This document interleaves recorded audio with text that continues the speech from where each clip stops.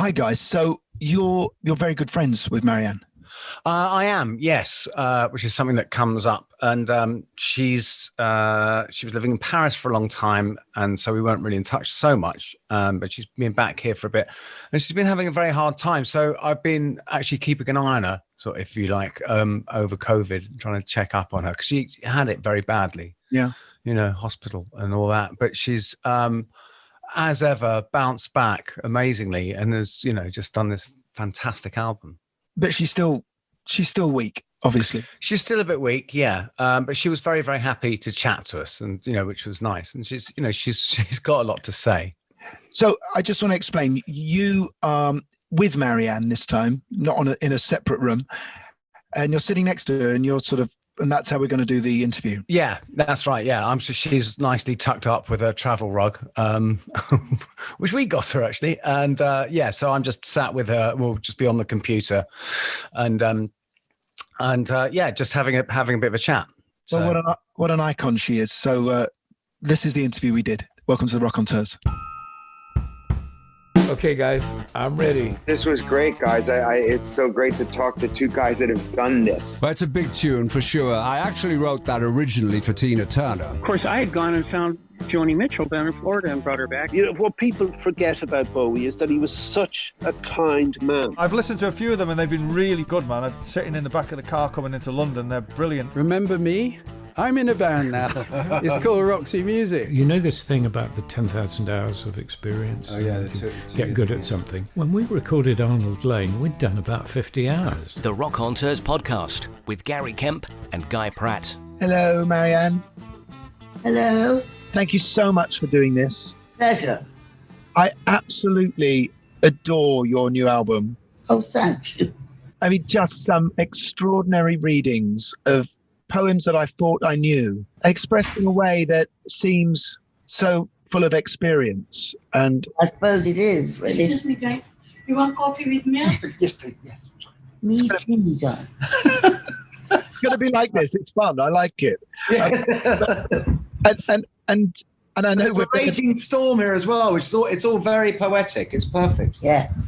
Can I ask how you chose those particular poems? They're not all my favourites, but they are my basic favourites.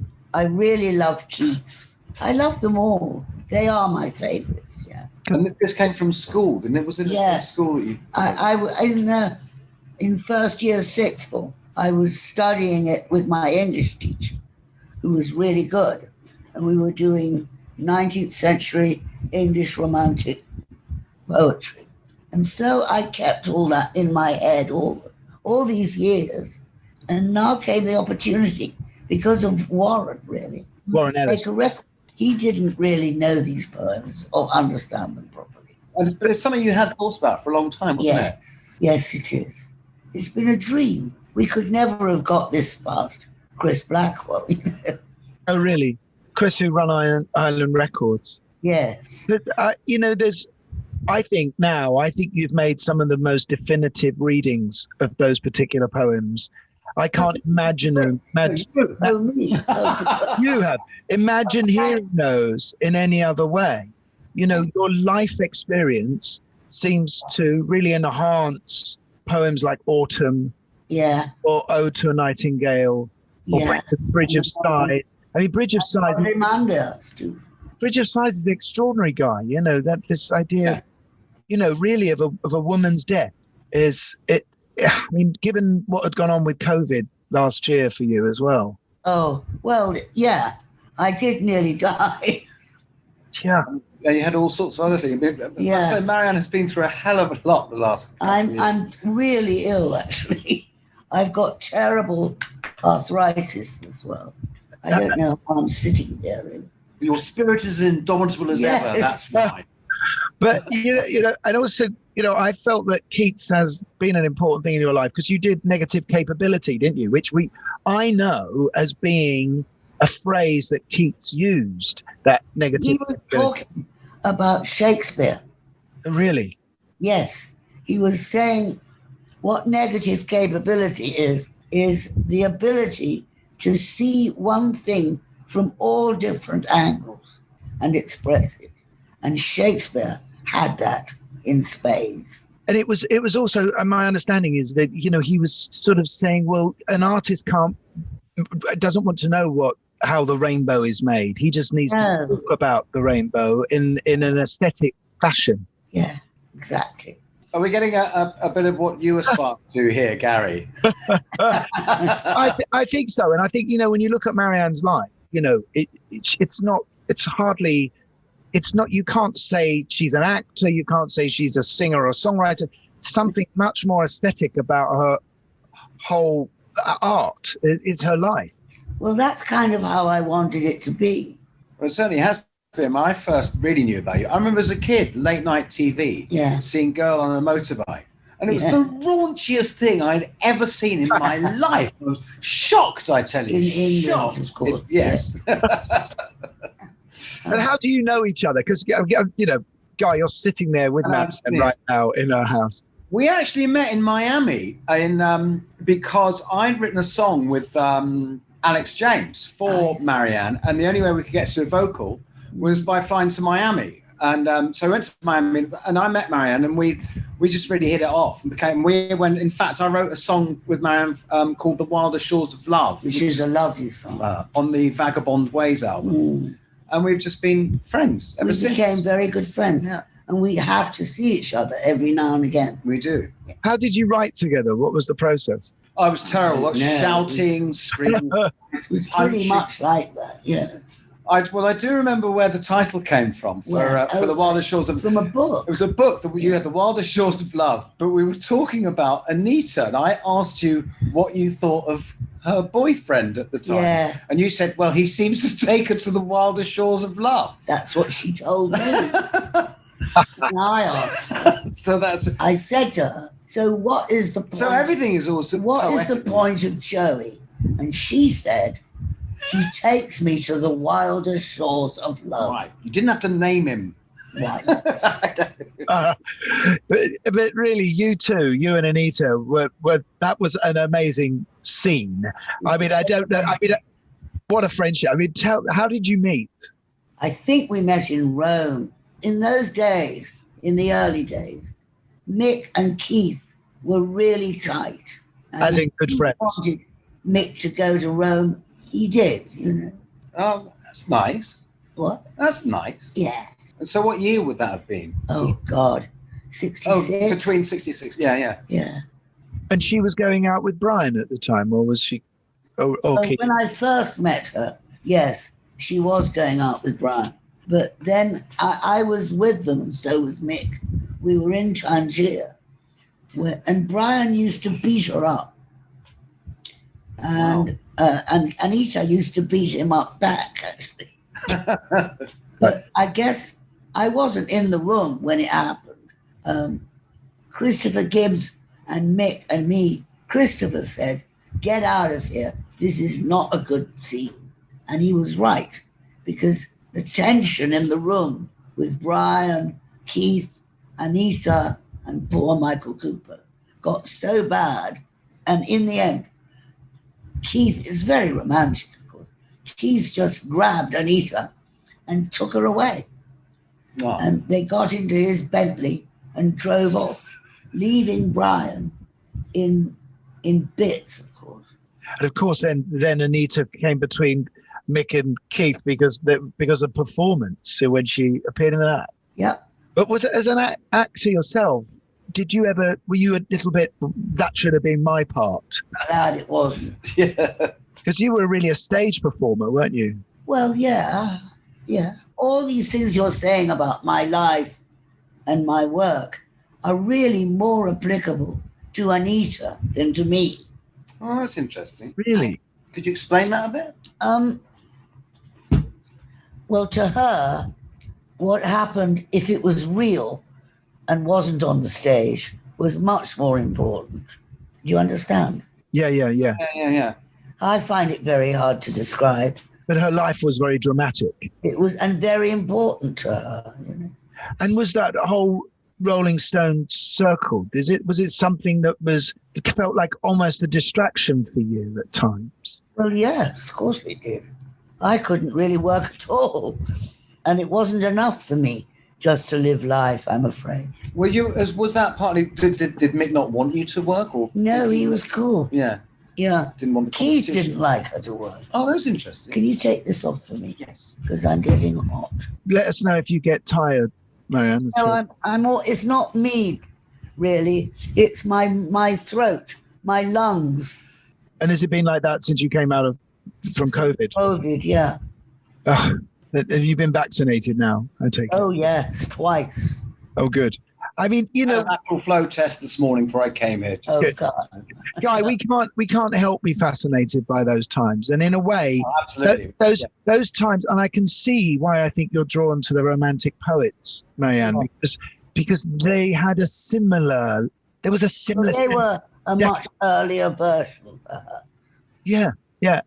Well, also, I always thought there was a thing about that whole 60s world where, with the whole rock and roll thing, was basically you had a load of working class kids being able to behave the way those sort of upper class characters had all along, like back in the 18th century. It was to basically take drugs like Byron, or, you know. That's 19th century. Yeah.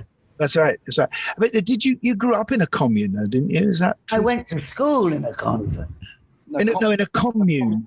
A commune. Oh, right. Which is my father. Yes. But that's before, because communes is something we associate with that whole 60s. It's nothing. Kind of world, it wasn't a 60s commune. Yeah. It was a 40s commune. What is it? What was it like? It was like one of the bad things that happened after COVID is my lungs, my memory, and tiredness. These are the three things that really affect me, and it's an awful drug. I can't remember her name.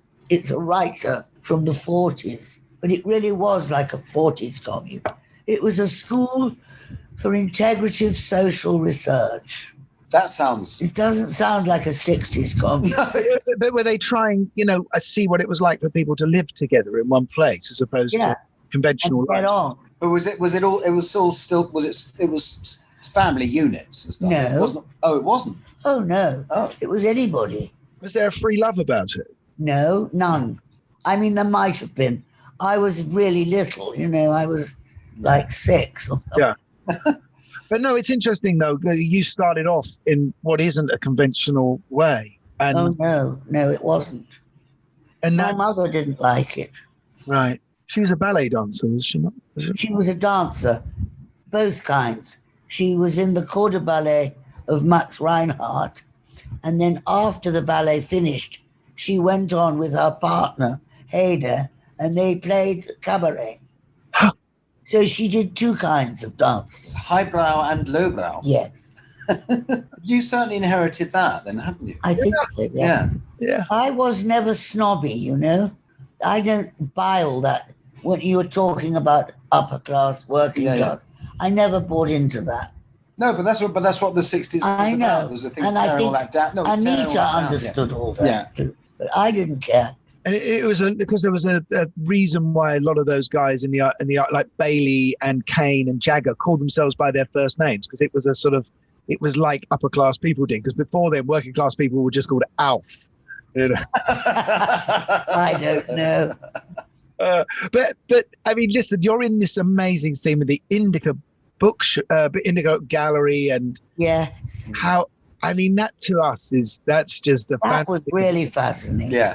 Yeah, and watching Yoko and John fall in love, that was really fascinating. But because your husband introduced them, didn't he, at the time? He did introduce them, yeah. And in the fullness of time, do you think that was a wise move? Yes, I do. I really like Yoko. I like her a lot. She's been terribly kind to me. Oh, that's good. Do you stay in touch? A bit, yeah. I'm not really very social at all anymore. No one is. Well, no, it is. Yeah, but I'm too ill to do that. Yeah, because I know because you were very good friends with my ex-wife, Sadie Frost. Oh, yes. I love Sadie, but I haven't seen her for so long. She's very well. Good. Will you give her my love? I will. Yeah. I think what we probably want to know, guys, is you you were beginning, you were an actor, maybe you're married to this important gallery person, and then you meet Mick, and I know my life turned upside down for 4 years. It was only 4 years. I'm glad. I mean, I don't regret it. Yeah. But it was difficult. It's one way of putting it. Yeah. But that thing of just being at the absolute epicenter of, swinging London. Because I never realised what were you that. doing before? You'd been singing in sort of folk clubs before you went to the momentous party where you met Andrew. The House of the Rising Sun. Tell me, I don't know about the meeting of Andrew. It was a party. It was Adrian Poster's launching party. And I went with John and Peter Asher, actually. And there at the party was Andrew Oldham, Mick and Keith, and probably Brian. I don't remember. And apart from that, was it a good party? It was all right, yeah. What I was really interested in, because I was really hungry, was the food. It was great food. Yeah, of course. You forget that when you're a young, starving artist. Yeah. Actually, food features quite heavily. When you go to, how was the gig? It was great. There was tons of sandwiches backstage. Yeah. They wrote their first song, did they? Didn't Andrew lock them in a room, Mick and Keith, and said, yeah. As tears go by? Well, that's the song they wrote when they were locked in the room, yeah. Was it meant to be for you from the start, or was it for them? Musicians always do that, This one's for you, baby. When they want to seduce you. I've got a song. Yeah. And of course you told me it was for me, and I've always believed that. Oh, okay. So I don't know. It's a strange song. In that case, you are responsible for the Jagger-Richards songwriting partnership. No. Well, if you think about it, that's the first song they wrote. You started this. Yeah. Well, Andrew needed a song. Yeah. For me. That's all. Well, then you did. Oh my God. Bother it.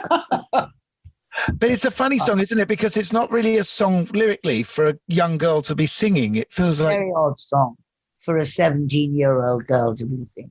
Actually, I was older than that. Sorry. I was 19. A big girl, 19. Oh. Because I thought you were only 16 when you met.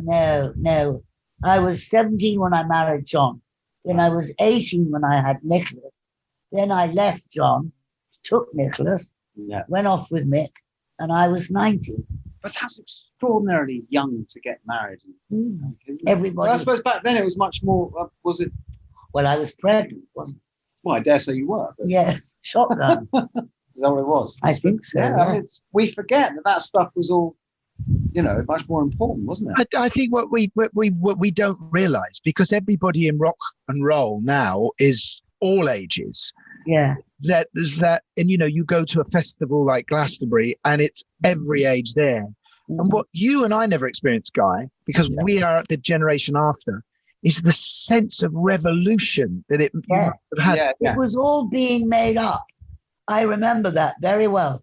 It was we were making it up as we went along. Like when we saw Bowie or Jagger or Tazza or whoever turn 40 or whatever, it was like no one had ever seen a rock star turn 40. It's like, what do they do? Well, they'd seen Elvis. That's true. Well, he didn't get far past. He died. We never thought they were going to be on stage at 75. No. We were just discussing that Tangiers trip. Yeah. Is that where Cecil Beaton turned up? Yeah. See, I told you. What was he like? Because he was the generation before you guys, and he was the bright young things. And in a way, you were the new bright young things, weren't you? Yeah, I liked him, and obviously Mick liked him because he was in love with him. Yeah, everyone. He was great. But was there a feeling of being? No. You don't know what I was going to say. I know what you were going to say. What was I Passing the baton. No, I wasn't going to say that. What? No, I was going to say more. Wasn't there a feeling, a rejection of that sort of previous generation? Not really, no. Okay, I'm just wondering. Well, I told you, didn't all you? admired and respected. Oh, good. Yeah. I'm very glad to hear it. We did. Marianne, did you ever have a moment where you thought, damn, I wished I'd never done that music because I really wanted just to be an actor? Yeah, I had those moments. But, I did so many different things. Now, Gary just reminded me that, and I didn't know this because I remember years ago you played me a Roger Waters demo of a song that you were going to do, which I didn't know was about Syd Barrett. I think it was. Yeah, what was it called? It was called... a flower child. Something Incarceration. Incarceration of a flower child. Great song. Yeah, it is a great song. I listened to it recently, and it's about, obviously it's about Syd Barrett. It's very Roger Waters melody, but it could it feels like it could also be about your own life in a way. You know, it's and he knows that. Yeah. He's very clever, old Roger. You played one of the characters in The Wall, didn't you? When you but I didn't do it well. Oh, really? I played the mother. I was really bad. Yeah, well, the mother's got to be deeply unpleasant. Well, I was. Yeah.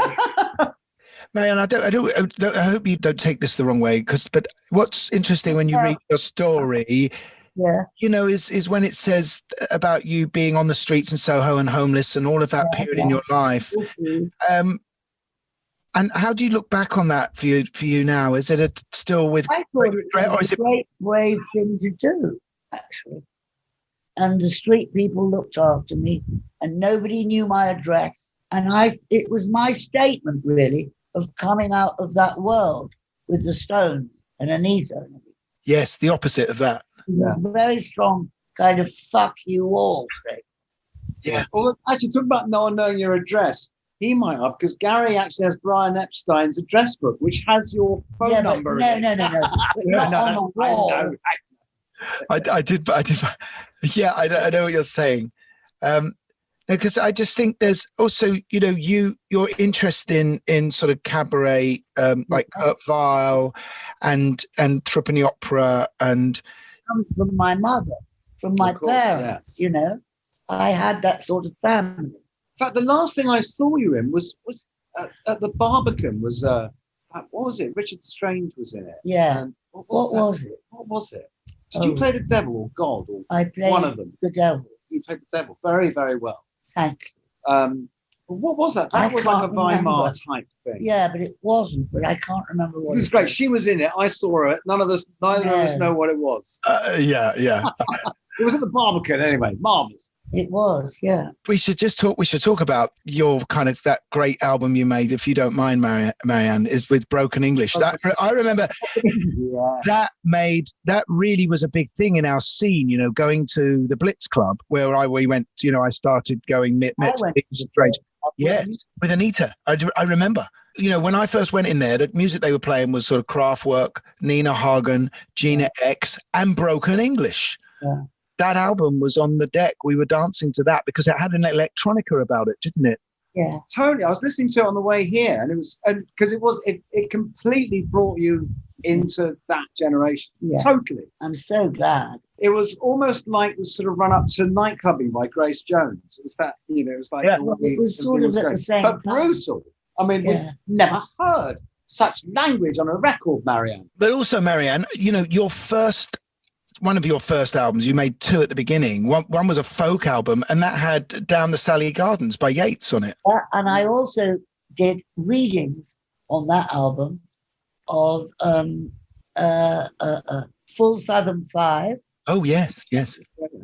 And I did the Jabberwocky from Lewis Carroll, Alice. But no, I just, you know, there's definitely a symmetry in your life, a through line. And glad you see it. I don't.